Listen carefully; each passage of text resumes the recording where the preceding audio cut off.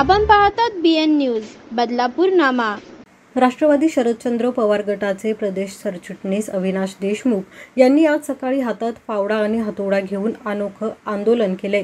बदलापूरमधील स्वातंत्र्यवीर सावरकर इमारतीजवळील नाल्यात अतिक्रमण करण्यात आले, त्यामुळे नाला अरुंद झालाय।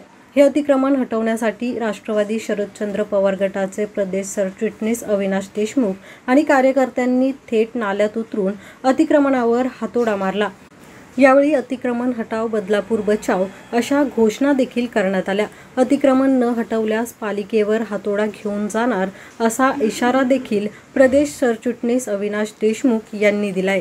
सध्या या बदलापूर शहराला कोणी वाली नाही आहे, इथं प्रशासक बसलेला आहे आणि या पिरियडमध्ये बदलापूर शहरामध्ये नाल्यावरती प्रचंड अतिक्रमण चालू आहे। पूर परिस्थिती निर्माण झाली की कुठल्या तरी वसाहतीमध्ये चाळीमध्ये पाणी घुसते।